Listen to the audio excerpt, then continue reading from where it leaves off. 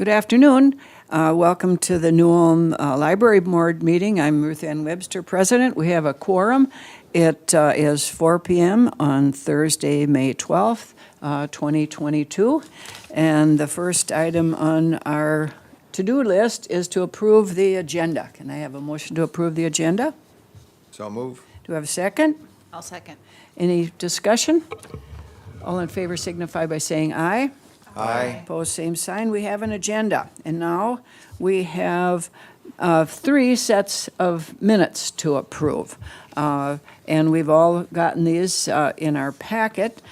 So we will take them one at a time. Let's approve the minutes from our March meeting. Do I have a motion? So move. Second? I'll second. Any discussion?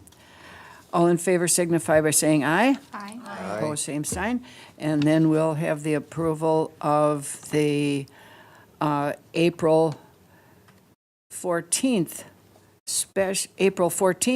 meeting, a regular meeting in April. Can I have a motion for that? So move. Second? I'll second. All right. All in favor signify by saying aye. Aye. Opposed, same sign. And then we'll have the approval of the minutes from our special library board meeting last week, where we met to approve the hiring of our new assistant librarian. So, have a motion? So move. Second? I'll second. All in favor signify by saying aye. Aye. Opposed, same sign. Okay, on to the financial report. All right. So we are 33.42% through 2022, and our budget is approximately 22.8% expended. Some bills that we paid during April include $1,273 to Demco, which is the company we use to purchase book processing supplies, jackets, audiobook, sleeves and cases, tape, those kinds of things. We also renewed our antivirus software subscription for another 3 years, so that was $725. We also renewed our Mankato Free Press subscription for another year for $401. And then we replaced several emergency lights in the building. Full Service Electric came to do that, and we paid them $583. And that was as a result of our safety self-inspection. We found several emergency lights that were not lighting up properly, so we took care of those right away. And then we also repaired a small leak in the roof for $252 to GOG sheet metal. Okay. And then just a note, the travel, conferences, and schools line is currently overspent, but that is not an accurate reflection of that budget line because TDS provided a $600 honorarium, and we just received that check, so that would be reflected next month. Okay. Any questions or comments about the financial report? All right. Well, let's move on to the department activities report and our statistics. Okay. The Traverse des Sioux Library Systems Board voted at its April 21st meeting to migrate to a new integrated library system, or ILS. We use our ILS to manage all of our holdings, our circulation, our patron accounts, and more. And so it's just important to all of our daily activities at the library. The board selected Evergreen by Equinox, which is an open source and web-based ILS. We're expecting migration to the new system to begin this fall, and then we'll go live switching completely from our current system, Sierra, to Evergreen in the first quarter of 2023. So we've started a number of projects to clean up our databases and the records that we hold so that the migration is an easier process. TDS has extended service for the 3-month Wi-Fi hotspots through August 30th, and that's really just an accounting thing. When they received that grant money, it was delayed, and so then they were looking at 10 months of service, and so they just got word that they are able to actually extend to get the full 12 months worth of that grant.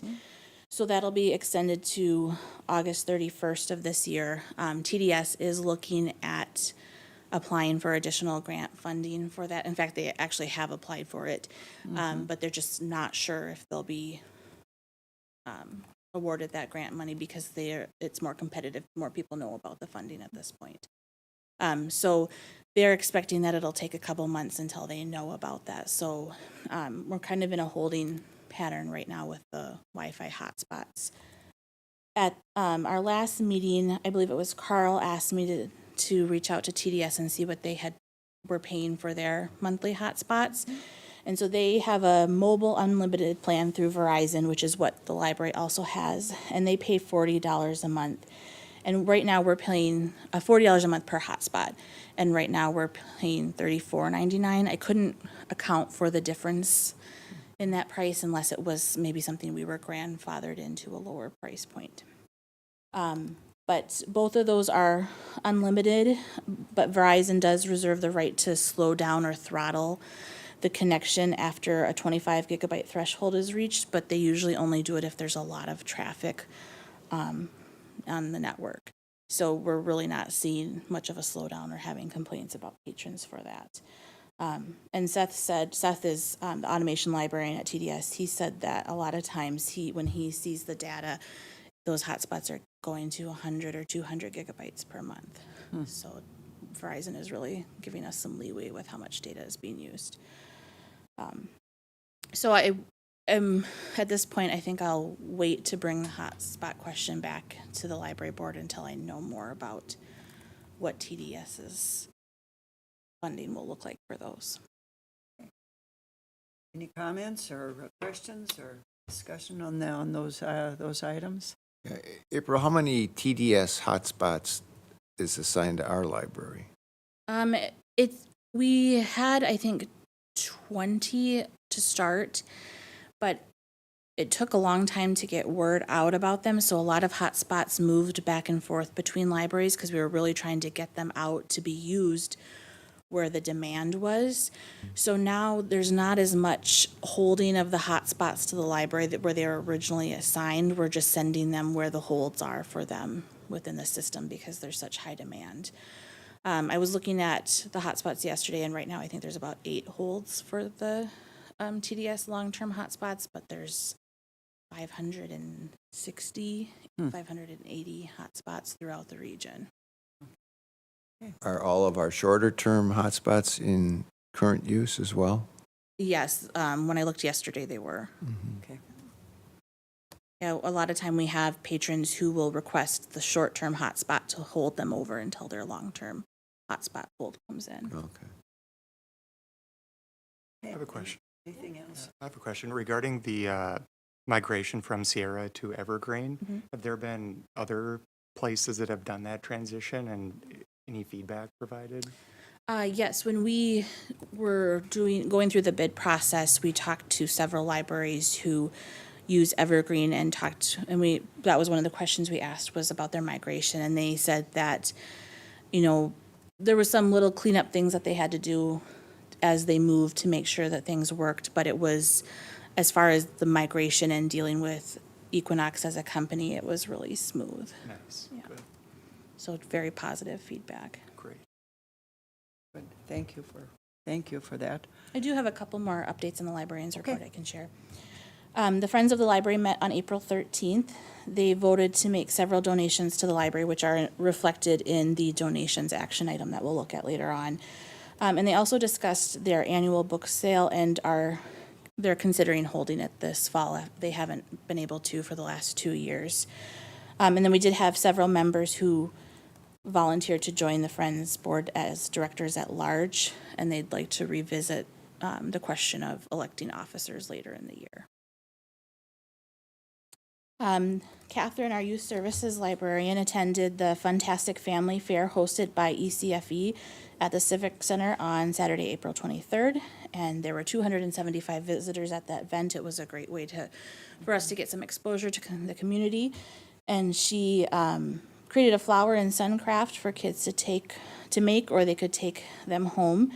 And we were just glad to be out at a community event like that, and we'll look for other opportunities to do so. And then as far as our stats go, circulation, both physical and digital, our public and computer and Wi-Fi use, and our visits continue to increase. So we're building back our stats from before the pandemic. Not all of them are where we were at before the pandemic, but I feel confident that we'll get there, especially as we move into summer reading. Any questions, comments, discussion on that part? Good, thanks. Thank you, thank you. Thank you. Do you want to move on to the next part of your librarians report? Sure. For May programming, the May programming calendar is enclosed in the board packet. One item of note is that we have the Hungry Town Folk Music Duo concert on Thursday, May 26th at the library. And I believe that is at 6:30 p.m. And we have an Arts and Cultural Heritage Fund grant that we received through TDS to cover the cost of that concert. So we're excited to have them. May programming is light as we prepare for summer reading, and we'll have a full slate of Ready to move on to children? Catherine, thank you for coming. I'm All certainly right. glad to be here and able to talk to you about a full summer reading program this year, as the past 2 years have been. Be sure you've got the mic close so that the people who are watching in rapt attention Yes. can hear you. Thank My you. mom probably would have watched it, where she's still here with us, but no one else in my family. Anyway, thank you for having me, and I'm glad to be here after 2 years of not really having a full program of summer reading. This year, our theme is an ocean of possibilities, and we're excited to begin summer reading on June 6th. We are using a reading log this year. So we have one for our elementary school students and one that will be specifically for our middle school and high school students. I know parents really want to sign up because they feel like they're involved in doing something, but it's a self-guided program, and giving me all your personal information, it doesn't do anything. I don't want to keep it. I don't want to have it. I have no purpose for it. So we will be having reading records, though, this year. And I have an example of both of them that I can pass out to you to look at. Amy and I, this is the young people, and then this is the teen.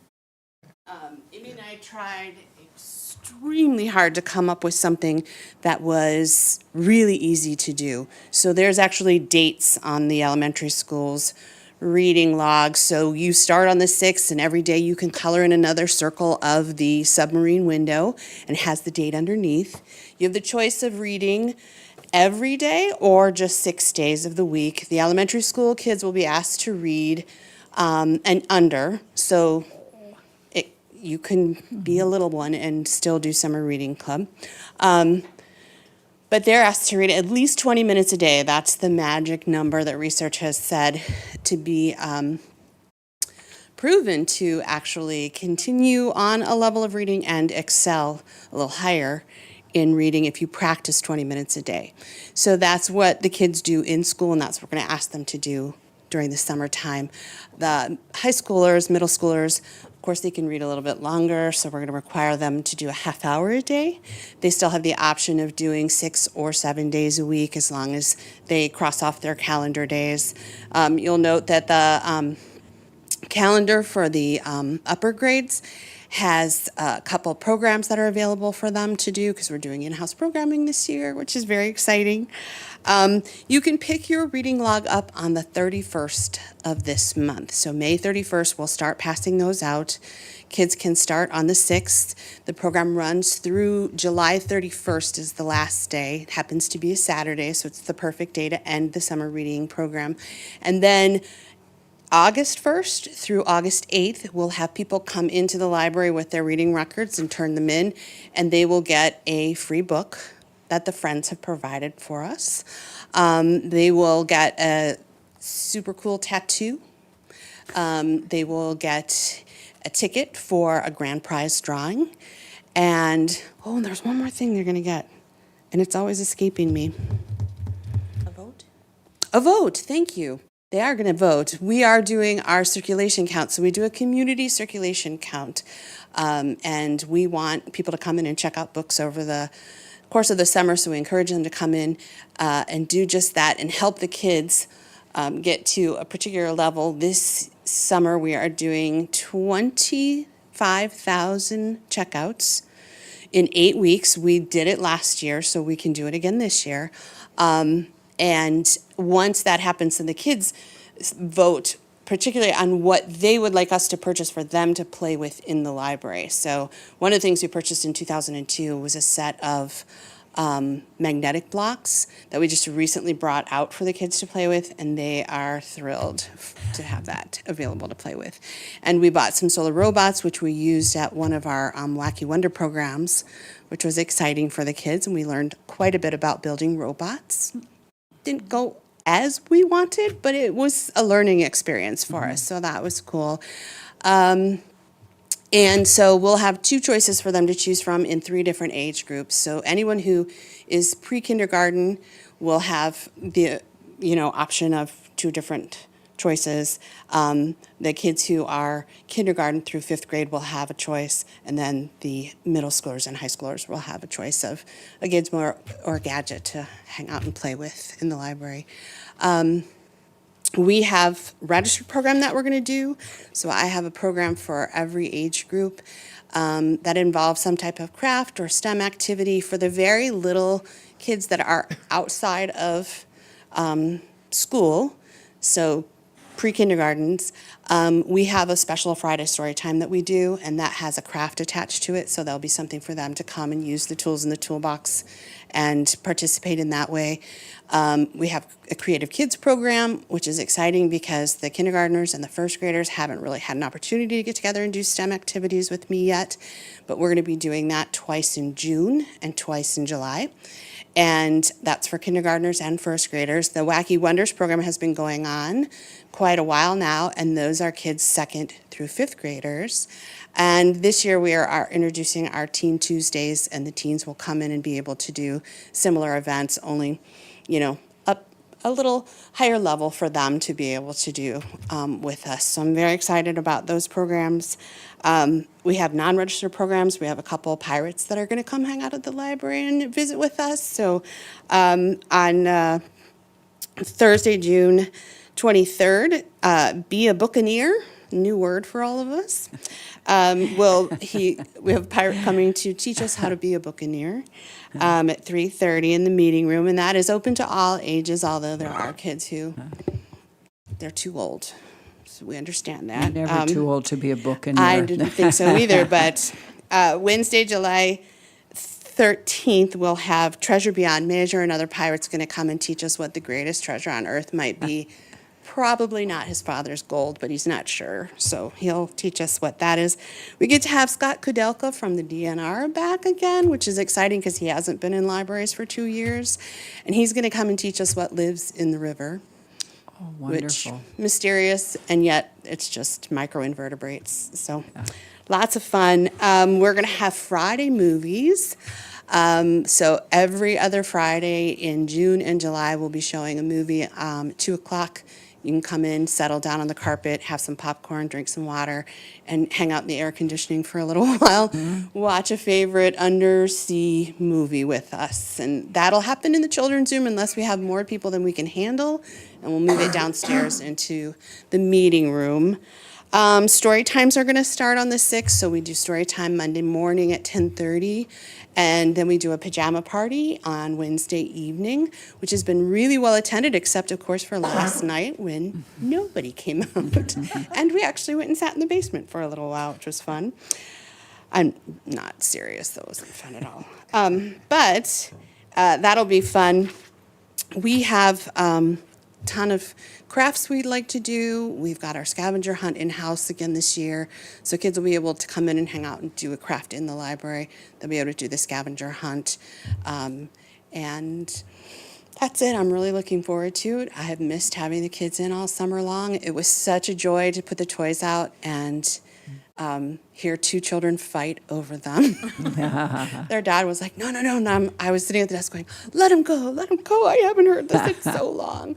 So it's been really wonderful to just imagine what it's going to be like this summer. So I'm really looking I forward really, really, really appreciate your enthusiasm. It's so wonderful to have someone in this job demonstrate the great joy of reading with kids and having kids around. Thank you very much. Thank you. Story time is one of the best times of my day, absolutely. But every other program that I do with the kids, no matter what age, I walk away smiling from. So I absolutely enjoy the kids, and I'd have everyone in the community in if I could at all times. So, Great. Anyone else have any comments or questions or? I just want to recognize Catherine for the great job she's been doing. She's been down a youth services aide, and she has just gone gung-ho with planning for summer reading in person again, so she's doing fantastic. thank you. It's like a new life this year. I don't know, like the last 2 years have been really, really sad and kind of down. And beginning of this year, when everything was really opening up again and everything looked so much better, pandemic-wise, it really felt like new life. So I'm really thrilled to be able to do that. So thank you for that. Great. Anyone else want to have any comments or anything to say? Just thank you for your service, Kathy. Yes, really, thank you. You're welcome. And thank you so much for coming in. I'm excited for the summer reading program. Good, stop by. We'll talk books. Great, good. Thank you, thank you, thank you. That was a good idea to have Catherine in. Thank you, thank you. Good, good. On to status report of staff update. What's up, April? So our assistant director has set a start date of June 6th. That's the same day summer reading starts, but Yay. that's okay. We are gonna welcome her and just I'm so ready to have her on our team, and I think it's gonna be great, and we will just go with the flow. So we're excited to have that date set, so she has time to move and do all of the work that's involved in that. We have received a number of applications for the library aide and youth services aide. We had 14 for the library aide and 4 for the youth services aide. We have interviews that are in the process of being scheduled, hopefully all of them for next week. So then we'll be able to make some offers and get those people in and get them trained too. Good. So we're excited to get close to being back to fully staffed. Yeah, all right, great. Good, good, good, good, good. On to action items. We have, I gotta get this. Bernice, would you find me? I'm just worthless here. Here, I'll take yours. All right. Thank you. Oh, thank you. We have resolutions. The first resolution is resolution number 2022-04, accepting donations and memorials. The attached list describes the donations received from the library from January 1st to April 30th, and that's general donations and memorials. And so, let's see. Oops, now I goofed it again. I lost it again. Please forgive me. Please forgive me. Do you want the print packet? All right. Here. Yes. Oh, great. All right. Well, there's a long list. And do you think we should read them out loud, or should we? Because I'll delegate that responsibility. That's print's too small for me to read. Okay. So I'm certainly can if you'd like. why me don't to. you read them out? Okay, then I will pull this up here. Thank you. All right. So, on our donors list for January 1st through April 30th of 2022, do you want the names and the amounts? Sure. Okay. Betty Roiger donated $82.95 worth of physical books. Carl Zeidler donated $159.98 worth of audiobooks on CD. Library staff donated $75 in memory of Larry Hunstad. Betty Roiger donated $26.99 worth of physical books. Carla Feld donated one game worth $19.99. The Women's Literary Club of New Ulm donated $70 in memory of Jane Liedman and Janet Rosenblum. Betty Roiger donated $27.99 in physical books. The Friends of the Library donated $400 cash for National Library Workers' Day refreshments for staff and National Library Week prizes for patrons. Peter Buckley donated a DVD worth $30. Harry and Patty Lee Bach donated $20 in memory of Bob Fixon. The Optimist Club of New Ulm donated $550 for the summer reading program. The Friends of the New Ulm Library donated $400 towards a one-year Wowberry subscription. They also donated $390 for a book page subscription. That's a print subscription. Wowberry is a digital subscription. The Friends of the Library donated $400 for mental health books for children and young adults. They also donated $340 for summer reading program prizes. Those are the free books. Wallace and Jean Wellman donated $50 in memory of Dr. Glenn E. Hurley. McDonald's donated $400 in free ice cream coupons. And Betty Roiger donated $15.95 worth of physical books. Great. Thank you. Well, that's wonderful to have all that support.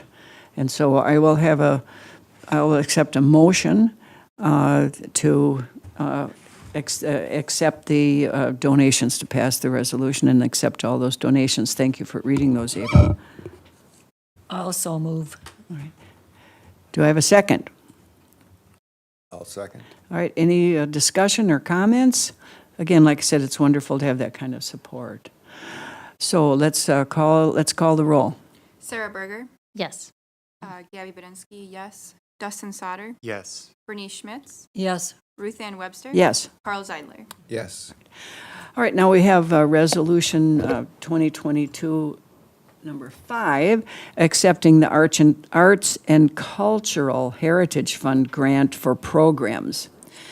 At their Thursday, March 17th, 2022 meeting, the Traverse des Sioux Regional Library Board awarded the New Ulm Public Library with an Arts and Cultural Heritage Fund grant of $350 for pint-sized polka. For a pint-sized polka concert in German Park. And this concert will give an opportunity to practice some early literacy skills while having fun learning the music that's the most popular here in southern, their grandparents made popular in south central Minnesota. That's the first one, pint-sized polka. And then the second one is at their Thursday, April 21st meeting, that same board awarded grants in the amount of $150 for the Minnesota author Jesse Lowry, $375 for Chad Lewis, history of UFOs, and $1,200 for the Music Meisters. Minnesota author Jess Lowry is an award-winning author of crime fiction, young adult fiction, and children's fiction, and she will discuss her career as an author on Tuesday, July 5th at 6:30. Chad Lewis is a perennial favorite. He's been here before, and he will present on the history of UFO sightings in Minnesota on Friday, July 8th at 3:30 p.m. And the Music Meisters are a 5-piece band of musicians that hail from southern Minnesota. They will play German traditional music as well as contemporary polkas, waltzes, and Americana at their performance on the library Friday, July 29th at 7 p.m. So I will take a motion to accept those two arts and cultural heritage fund grants. So move. Do I have a second? I'll second. Any discussion or comments about those? Just sounds like a lot of fun, doesn't it? All right, well, let's take the roll. Sarah Berger, Yes. Gabby Badensky, yes. Dustin Sauter, Yes. Bernice Schmitz, Yes. Ruth Ann Webster. Yes. Carl Zeidler. Yes. Now, the next resolution is to approve a recommendation to dispose of surplus library items. And this is, let's see, we got a couple of these. This is number 606. The library has a large surplus of magazine file boxes, approximately 225, which are currently in storage. These magazine files have been unused for the past several years because the library is decreasing the number of print magazines to which it subscribes, and also decreased the number of years that it retains back issues of magazines. The library does not anticipate a future need for such a large number of magazine files.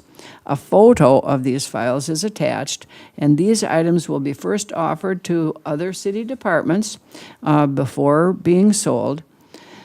The recommendation of the library director is to sell those magazine file boxes for $2 each, and they would be for sale on a first-come, first-served basis during regular library hours, and proceeds for the sale would go into the file that's known as miscellaneous.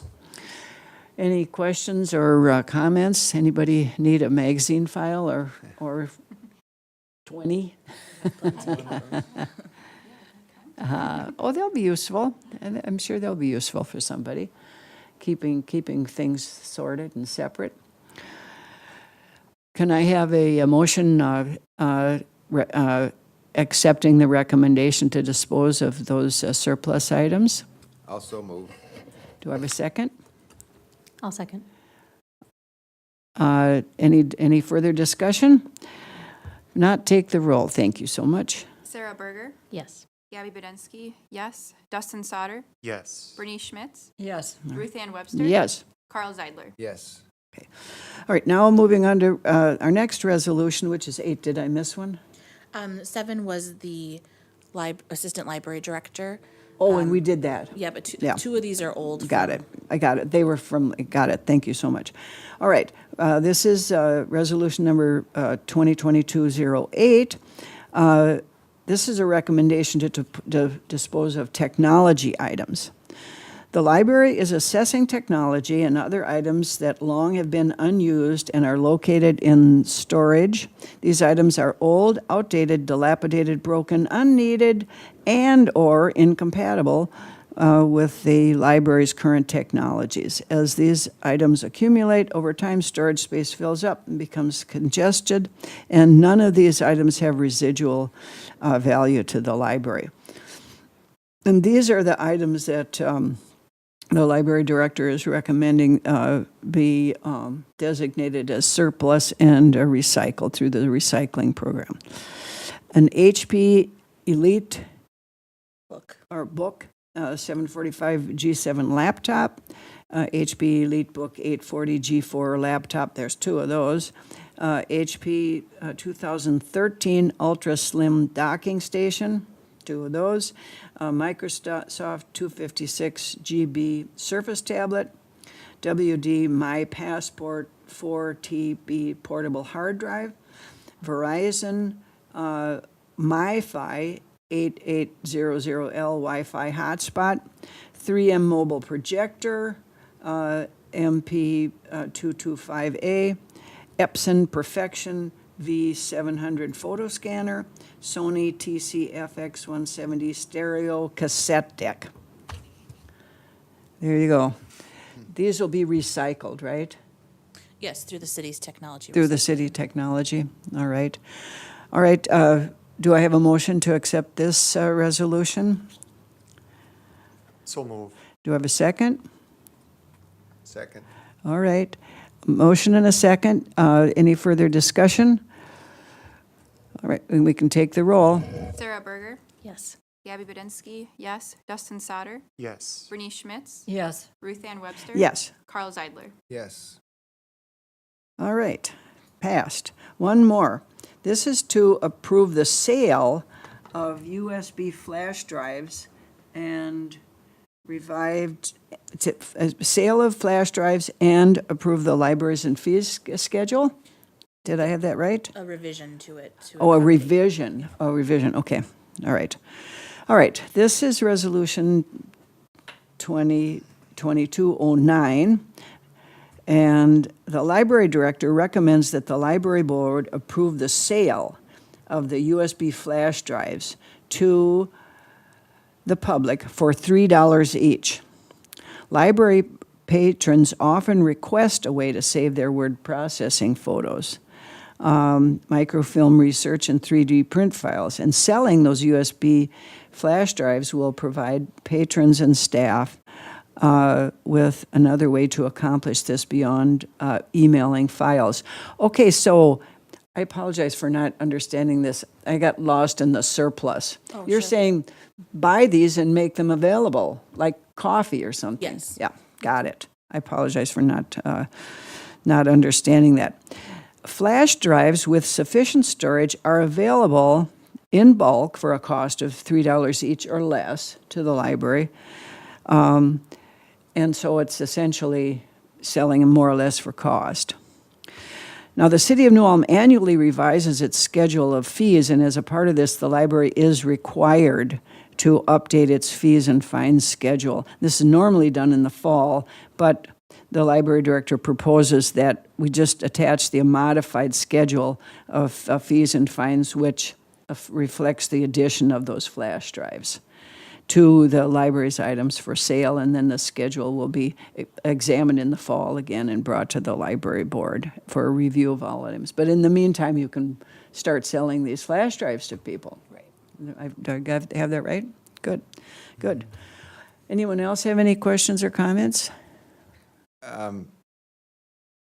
What is a retail flash drive at? I was looking at just Amazon prices for bulk items.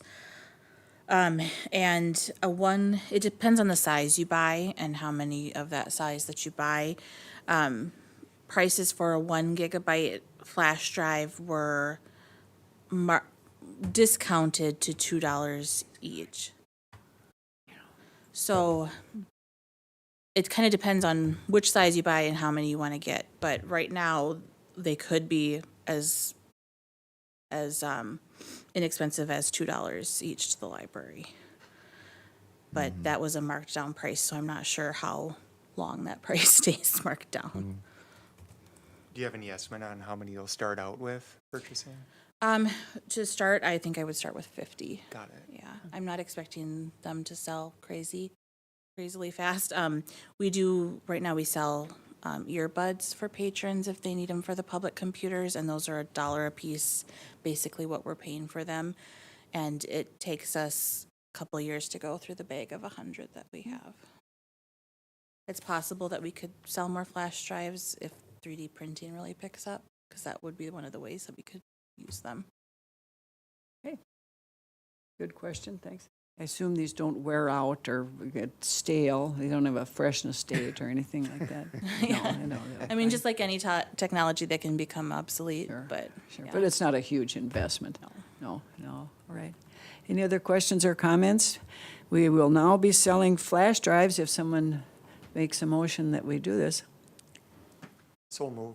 Do I have a second? I'll second. Thank you, Bernice. Any more discussion? If not, let's take the roll on this last resolution. Sarah Berger, Yes. Gabby Badensky, yes. Dustin Sauter, Yes. Bernice Schmitz, Yes. Ruth Ann Webster. Yes. And Carl Zeidler. Yes. All right. Is there any other business to come before this board? I'm just so happy you've got help on the way as of Yes. June 6th. Yes, This I is am excited wonderful. too. Yeah, right. Help is on the way. Just a note to expect for the June meeting, I will be bringing a draft of our budget for 2023 for Okay. your review, and then the final draft will need to be voted on at our July meeting so that we can submit it Great. to the finance department by the end of July. Okay, great. We march along. We march along. Anything else? All right. Meeting adjourned. Thanks.